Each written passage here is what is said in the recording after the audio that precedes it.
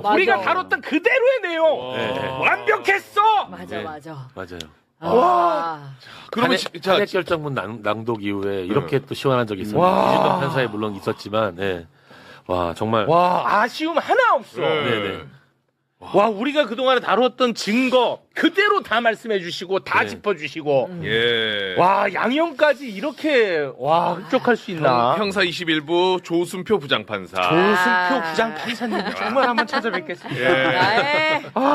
징역 1년 6개월에 1년 6개월? 네. 그리고 집행유예 집행유예가 3년. 붙었지만, 네. 네. 집행유예 더 해줘도 돼. 1년 6개월입니다. 와, 진짜 대박이다. 그래도 뭐 여기서 끝나는 사건이 아니기 때문에 이게 결국은 항소심. 장소심 만약에 상고하게 되면 이제 대법 판결까지 가야 되는 거기 때문에 거기서 이제 100만 원 이상 결정 나야 되기 때문에 한번 짚고 가긴 하겠습니다.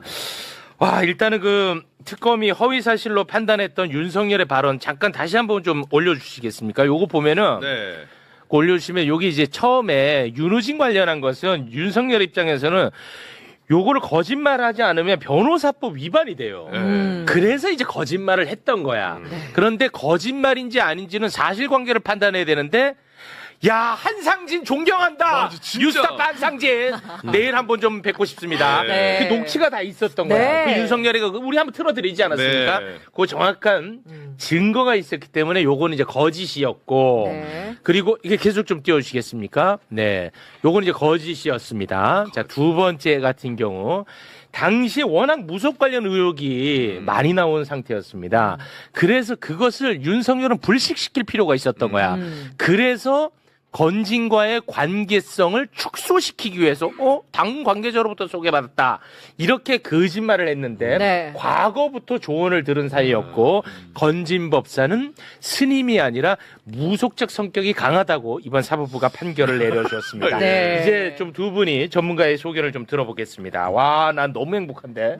전문가의 소견은 변호사님이 좀 말씀해 주시면 와. 좋을 것 같고 윤우진 사건이라는 게 대표적으로 검찰이 자기 식구를 감싼 사건이에요. 정확합니다. 예. 그래서 사실 이 사건 내용 자체가 좀 다시 조명될 필요가 있어요. 오, 그러니까 좋은 지적이에요. 윤우진이라는 세무서장이 육류업체로부터 뇌물을 받은 거잖아요. 네. 근데 이걸 수사하기 위해서 경찰들이 굉장히 적극적이었어요. 그렇습니다. 그래서 뭐 압수수색 영장도 신청하고 했는데 압수수색 영장 등 여러 영장을 수차례 검찰이 거부하고 기각하고 하면서 발부를 안 해줬고요. 아. 출국 금지도 안 돼서 윤우진 아마 출국했다가 외국에서 잡혀서 송환돼 왔어요. 도망갔어요, 그 와중에. 맞아요. 그러니까 이게 현직이었습니다. 검찰이 당시. 수사권을 갖고 있으면 잘할 거다? 절대 그렇지 절대 안 않다는 걸 되지. 대표적으로 보여주는 근데 사건이고. 윤우진이가 이렇게 도망 다닐 수 있었던 이유는 윤우진의 동생이 윤대진. 아주 유력한 검사였고 네. 윤대진과 절친한 사람이 윤석열. 그 덕분에 현직 세무서장인데 뇌물 사건으로 연루된 것도 부끄러운데 도망가 버렸어, 해외로. 맞습니다. 이 네. 미친 사건입니다. 사실은 그래서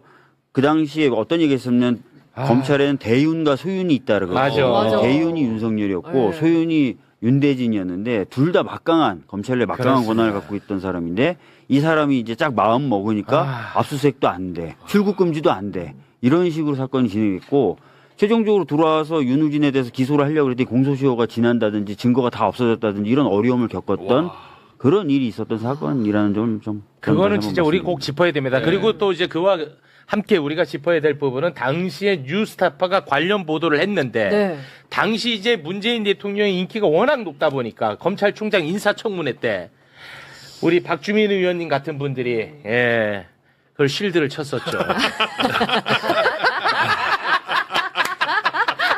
뉴스타파가 폭격을 당했습니다. 후원 다 끊기고 구독자 다 끊기고 그런 그때 점도 이제 우리가 한번 또 임명되는 과정이나 뭐 이런 부분에 대해서는 밝혀야 될 부분이 나중에 더 있겠지만 어쨌든 네. 그 당시에는 문재인 정부 검찰총장이었던 거 그렇습니다. 맞으니까. 네. 대박이다. 자, 그 부분이 이제 너무 예리하게 짚어주셨고, 그리고 우리 변호사님이 굉장히 또 예리하게 짚는 부분이 있지 않습니까? 뭐 법리, 예리할 법리적인 것까지는 부분. 아니고요. 지금 이 판결은 대법원에서 뒤집힐 수가 없습니다. 오. 왜냐하면 예. 대법원이 2025년 5월에 정말로 그 급하게 자기들이 그 이재명 대통령 후보에 대해서 막 그 허위사실 공표에 대한 법리를 막 설치를 했잖아요. 네. 그 이전에 나온 법리도 오늘 잠깐 판례에 나왔지만 무리한 설치를 했음에도 불구하고 거기에 나와 있는 다수 의견의 지금 표현들을 다 갖다 쓰셨어요. 예. 이게 지금 거기 일반, 그러니까 선거를 치르는 어떤 선거 관점, 선거인의 관점에서 보아야 한다라는 것들을 굉장히 강조했는데 선거인의 관점에서 봤을 때는 지금 윤석열 씨가 비합리적 의사결정을 할 수 있는 어떤 그 전성배 씨와의 관계에 지금 관심이 있는 거지 어떤 특정 행위, 특정 날짜 어떤 그런 거에 지금 착각을 했을 거에 관심이 있는 게 아니다. 이런 식으로 지금 짚었기 때문에 잠깐만요. 선거인의 관점에서. 사석에서는 설명을 잘 하시던데. 네네네. 조금 어렵게 지금 전달했어. 네네네. 2025년에 이재명 대통령을 후보에 못 나가게 할 것을 그 목적으로 그 우리는 그렇게 의심합니다. 맞아요. 네. 대법원에서 피선거권을 박탈하려고 갑자기 파기환송하지 않았습니까? 네. 네. 거기에서 이제 공직선거법과 관련한 법률적인 해석을 내어놨는데 후보자가 거짓말을 했다는 것. 네. 이것에 대한 기준점을 마련해 줬어. 그 거짓말이라는 것은 유권자가 판단하는 거다. 네. 유권자. 네네. 유권자가 판단하는 거다라고 네. 이제 설치를 했던 거야. 네. 그 기준에 따르면 유권자가 이번에 윤석열의 거짓말 어떻게 받아들였을 것인가. 이게 중요하다는 거야. 그렇지. 네. 그래서 지들 발목에 지들이 잡힌 거다. 맞아요. 자승자박이 이런 된 이제 거죠. 해석이 가능한 겁니다. 예. 원래 이제 경기도 지사실 때 대통령이 그때도 이제 토론회에서의 한 발언이 문제가 된 적이 있었는데 그때 이제 대법원에서 판례를 만들었어요. 토론회에서는 뭐 어떤 말이 튀어나올지도 모르고 그렇지. 준비된 발언을 하는 것도 아니다. 그래서 그런 것들을 감안해야 된다라고 했는데 그거를 이번에 더 강화시켜 놓은 거예요. 오히려. 더 오히려 강화시켰지. 강화시켜놨는데 그 강화된 판결에 따르면 이거는 무조건 유죄가 나올 수밖에 없어요. 그렇습니다. 네. 그래서 그러니까 상고심까지 가면은 더더욱 이거는 확정적이야. 네네. 결국 국민의힘이 400억을 토해내는 거야. 네네네. 너네들은 그때 좋아했지 국민의힘. 이재명 대통령 당시 파기환송될 때 나는 사실 충격받아갖고 네. 방송 끊고 부끄럽지만 방송 끊고 집에 갔어. 맞아. 너무 예, 충격받아서 예. 그때 국민의힘 나 약 올리고 조롱했지. 그 덕에 너네들은 400억 토해내야 돼. 이건 사실 어떻게 보면 확정된 겁니다. 맞아요. 확정된 판결이라고 봐야죠. 나 예. 미친다, 그리고 진짜.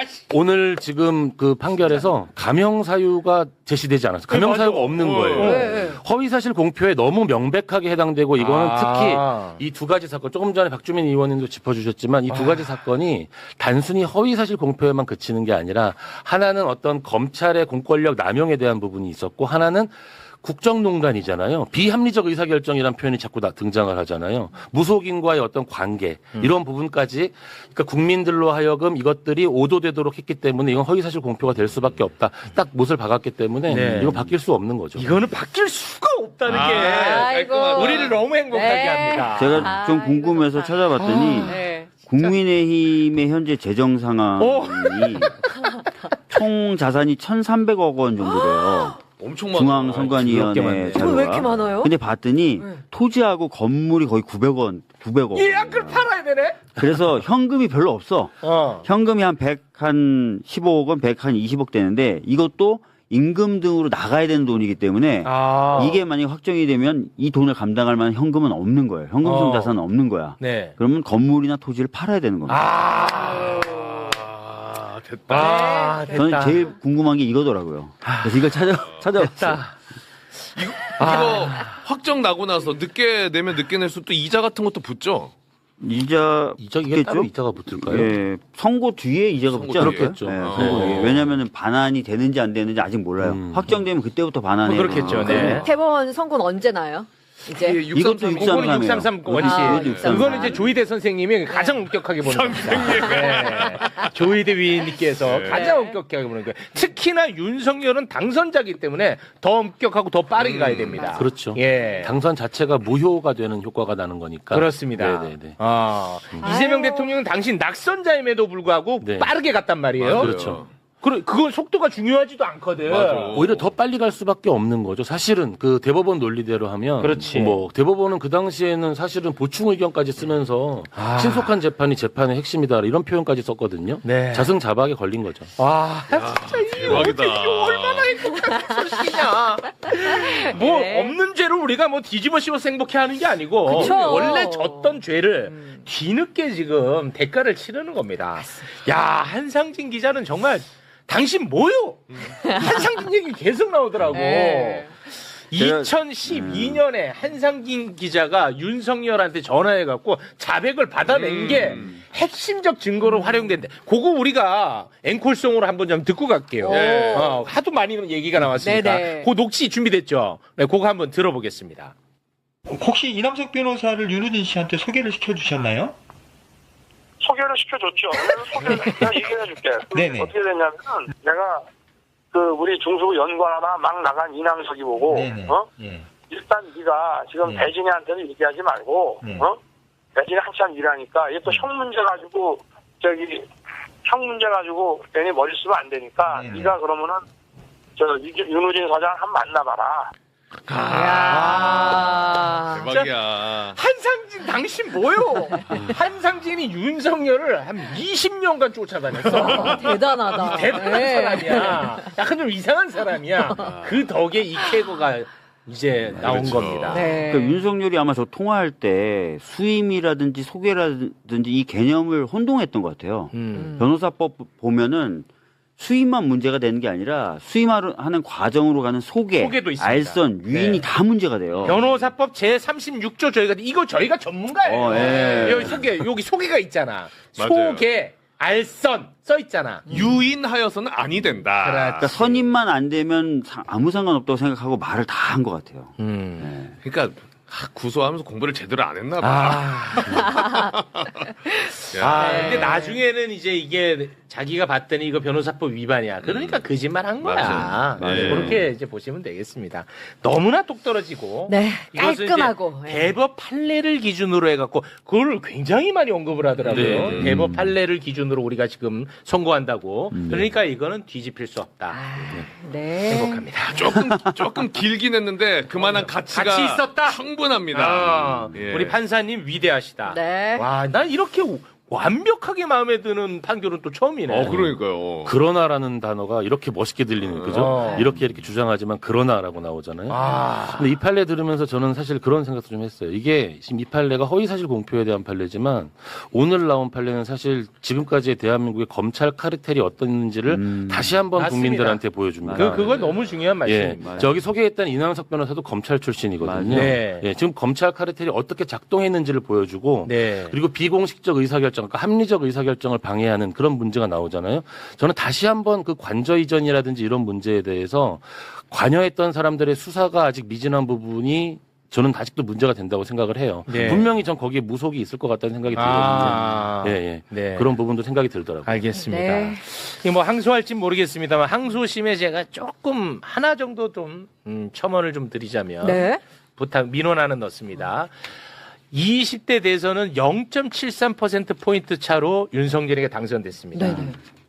그냥 진짜 한 끗 차야. 진짜 한 끗이었죠. 그렇기 때문에 이런 것들이 더 중요하다. 엄격하게 해야 돼요. 예, 엄격하게 들여다봐야 맞아요. 된다. 나 요거 하나 좀 넣어주면 좋을 것 같다는 생각이 듭니다. 국민의힘은 오늘 아마 멘붕이 될 것이다. 윤석열은 감옥에 갔지만 10대 대선 선거비용 397억 원 뱉어 내야 됩니다. 여의도 당사 팔아야 될 거예요. 여의도 당사 팔아야 돼서 오늘 보면 이제 1심 선고가 20대 대선 2021년과 2022년 얘기입니다. 2021년 20대 대선 이 윤석열이 이때 0.73%로 당선됐잖아요. 제가 볼 땐 이게 부정선거인데 이게 부정선거인데 자기가 훨씬 더 높게 이겼어야 되는데 부정선거 때문에 겨우 이겼다. 뭐 이런 논리를 펼치고 있는데 트럼프도 비슷하죠. 하는 짓거리 보면 트럼프랑 비슷한데 오늘 재판의 핵심 쟁점은 허위. 내가 거짓말을 한다는 거를 윤석열이 스스로 알고 있었느냐. 근데 이거는 조금 걱정이 되는 게 윤석열은 하도 거짓말을 많이 해가지고 자기가 거짓말을 한다는 생각을 못하는 사람 같아요. 그냥 일상적으로 거짓말을 하다 보니까 거짓말을 이렇게 자주 이렇게 습관적으로 하는 사람들은 거짓말을 거짓말이라고 생각을 안 한다고 합니다. 진실을 자기가 얘기한다고. 문제는 그래서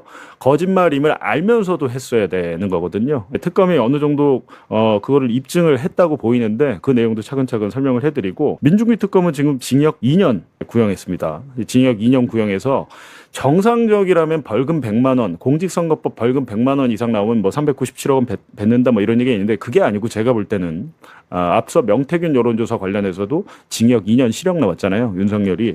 제가 볼 때도 오늘 징역 1년 이상 나올 것 같습니다. 오늘 저는 징역 1년의 집행유예 2년 정도 예측을 해보겠습니다. 첫 번째 혐의는 윤우진이라고 있어요. 윤우진이 누구냐라고 하는데 윤우진이 윤대진 검사라고 여러분 아실 거예요. 대검 중수부에서 윤석열과 같이 근무를 하면서 윤석열은 대윤, 윤대진 검사는 소윤으로 불렸던 건데 이 윤대진의 친형이에요. 윤대진의 친형인데 이 윤우진 변호사, 그러니까 윤우진에게 뇌물 사건으로 수사를 받던 윤우진에게 윤석열이 변호사, 이남석 변호사라고 그 사람도 이제 검사 출신인데 본인이 소개를 해줬어요. 본인이 소개를 해줬고 본인 입으로 한상진 기자와 통화한 녹음 파일이 검찰총장 인사청문회 당일에 보도도 되고 했는데 뻔하게 본인이 한 육성까지 있는데 2021년 관훈클럽 토론회에서 나 그런 적 없다라고 변호사를 소개한 적 없다.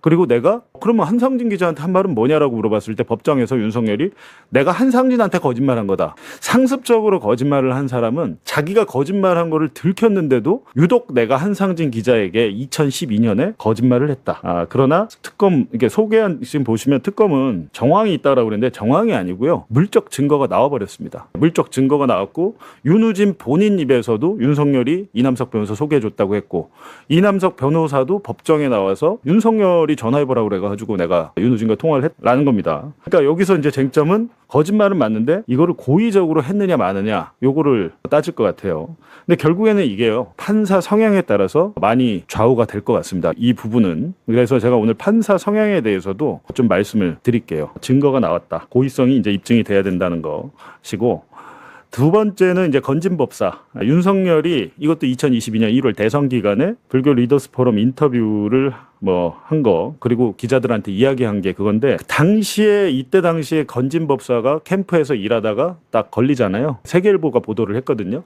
그래가지고 건진법사, 야, 어떻게 무속인이 캠프에 있냐. 네트워크 본부장이래. 난리가 났었잖아요. 근데 당시에 또 윤석열이 습관적으로 거짓말을 해서 나 원래 건진법사 몰랐고 이번에 당 관계자한테 소개를 받았어요. 이렇게 거짓말을 했고 김건희와 건진법사 만난 적 없어요. 라고 거짓말. 이거 그냥 100% 거짓말. 왜냐하면 건진법사가 법정에 나와가지고 증언을 해서 아주 구체적으로 증언을 했는데 10년 이상 된 사이였다. 이미 이때 2022년에 10년 이상 된 사이였다는 게 그냥 드러났습니다. 드러나서 이 두 가지는 그냥 빼박이에요. 빼박으로 그냥 오늘 선고가 날 것이다 라는 겁니다. 오랜만에 선고 나올 때 되게 기대되네요. 지금 오후 2시부터 판결문 판사가 한 1시간 읽을 건데 1시간 읽을 건데 오늘 많이 기대가 되네요. 그래서 건진법사가 그러면 어떻게 얘기를 했냐. 건진법사가 법정에 나와서 증언을 해버립니다. 2013년에 김건희가 첫 소개를 했다. 김건희랑 같이 만난 적도 없다 그러는데 2013년에 국정원 댓글 사건을 윤석열이 그때 수사팀장이었잖아요. 최동욱 검찰총장 때. 그때 국정원 댓글 사건 하다가 최동욱 총장 국정원에서 작업해가지고 내쫓은 다음에 윤석열이 이제 징계를 받게 되는데 하여간 당시에 이미 2013년부터 아는 사이였다는 것이고 10년 넘게 이어진 조력 관계 그리고 항상 뭔가 자기가 징계받거나 좌천, 특검, 추미애와의 갈등, 총장 사태 때 1년에 한두 번씩 만나면서 이제 전성배 얘기, 건진법사 전성배는 김건희와 자기가 더 친하긴 한데 윤석열과 함께 같이 여러 번 만났다라고 증언을 했는데 대선 전후의 만남 진술이 엇갈린다. 특검 조사에서는 총장 사퇴 뒤 대선 후보까지 3, 4회 만났다고 했는데 법정에서 이 전성배가 건진법사가 대선 출마 뒤에는 안 만났다. 마지막은 2022년 1월 1일이다. 근데 이게 이제 세계일보가 보도할 때 전성배 건진법사가 윤석열 대선 후보의 등을 두들기잖아요. 그 정도로 굉장히 가까운 사이 딱 드러나죠. 그건 영상이 남아 있으니까 어찌됐든 전성배 건진법사가 법정에 나와가지고 김건희와 여러 차례 같이 만났고 안지도 오래됐다. 근데 지금 윤석열 뭐라 그랬죠? 국민의힘 관계자 통해서 내가 이번에 선거하면서 알게 됐다라고. 이거는 착각을 할 수 없는 거짓말이잖아요. 착각을 할 수 없는 빼박 거짓말이어서 이거는 100% 유죄가 저는 나온다고 봅니다. 유죄 확정 시의 파급력은 뭐 다 아시죠? 벌금 100만 원 이상 확정되면 대통령 당선 무효. 이게 정말 중요하죠. 20대 대통령은 그냥 없어지는 거예요. 이게 굉장히 중요합니다. 돈보다도 제가 볼 때는 뭐 390억 뭐 국민의힘이 먼저 부담을 뱉어내야 되는 것이고, 정말 중요한 것은 대한민국 20대 대통령에서 윤석열을 지울 수 있게 됐다. 이런 사람을 대통령이랍시고 전직 대통령이랍시고 아무리 이제 박근혜 케이스를 봐도 뭐 파면을 당했다 하더라도 일정 정도 또 국가에서 전직 대통령에 대한 예우를 해주잖아요. 예우를 안 해줘도 된다라는 겁니다. 안 해줘도 된다. 저는 이 부분이 굉장히 중요하다라는 겁니다. 오세훈이 것까지 400억 퉁칩시다. 오세훈 시장도 지금 만약에 그렇게 되면, 지금 오세훈 시장은 명태균 사건 관련해서 이제 그것도 공직선거법, 그건 정치자금법이죠. 정치자금법, 그것도 선거비용 뱉어내야 돼요. 얼마 썼는지 모르겠는데 그것도 선거비용 쓴 거, 선관위로부터 보전받은 거 뱉어내야 됩니다. 그러니까 이게 돈이 정말 무서운 거예요. 근데 윤석열 입장에서는 이 당선 무효, 이제 자기는 국민의힘 뭐 상관없다고 생각하겠죠. 당선 무효해서 윤석열을 아예 지워버릴 수 있다는 점, 이게 엄청난 겁니다. 엄청난 거예요. 그렇다면 오늘 판결을 제가 이제 좀 예측을 해봤잖아요. 예측했는데 항상 이 판사의 성향이 중요합니다. 어떤 판사를 만나느냐에 따라서 유죄가 무죄가 될 수도 있고 무죄가 유죄가 될 수도 있잖아요. 오늘 공직선거법 담당 판사는 서울중앙지법 형사합의 21부 조순표 재판장입니다. 보니까 이분 1974년생이세요. 1974년생. 대구 출생으로 나와 있더라고요. 대구. 근데 이분이 뭐 출생을 떠나서 어떤 판결들을 했느냐를 보면, 김용현 전 국방부 장관에서 이거 정보사 요원들 명단을 누설했다. 근데 이게 왜 중요하냐면, 특검은 이때 징역 5년 구형했는데 징역 3년이 내려졌는데, 이게 중요한 게 뭐냐면, 다른 판사, 예를 들면 우인성 판사 같은 사람 만났으면 이 정보사 요원 명단 누설 혐의는 특검과 관계가 없다, 특검의 수사 대상이 아니다 라고 해가지고 공소기각할 수도 있었어요. 공소기각할 수도 있었는데 이 조순표 판사는 징역 3년을 내렸다라는 겁니다. 굉장히 적극적으로 해석을 한 거죠, 수사 범위에 대해서. 그리고 제일 중요한 게, 지금 김건희 이 매건 매직 알선 수재 사건에 대해서 징역 7년에 추징금 6,480만 원. 당시에 이게 그 1심 판사가 뭐 샤넬백 가지고 좀 장난을 쳤잖아요. 샤넬백 2개 중에 하나만 인정을 했었는데, 아니야, 전부 다 인정이 돼 라고 해가지고 이 샤넬백 2개에 대해서 전부 다 유죄를 내렸습니다. 당시에 김건희 알선 수재 매건 매직 사건에 대해서 디올백을 포함해서 전체 다 유죄가 나와가지고 징역 7년. 김건희가 굉장히 깜짝 놀라는 사건이 있었죠.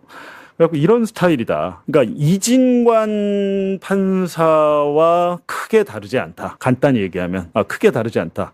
이진관까지는 아니더라도 거의 이진관이다라고 생각을 하시면 돼요. 왜 그러냐면, 김인택 부장판사, 명태균한테 그 여론조사 무죄 줬던 김인택 부장판사 같은 경우는 뭐 명태균은 정치활동하는 사람도 아니고 영업활동에 일환으로 했고 뭐 돈을 받았지만 정치한 사람이 정치인이 아니기 때문에 처벌할 수 없고 이렇게 됐는데, 그리고 무슨 여론조사 계약서가 없어. 김건희야 뭐 계약, 구두로라도 계약을 하지 않았어. 비용 지불도 하지 않았어.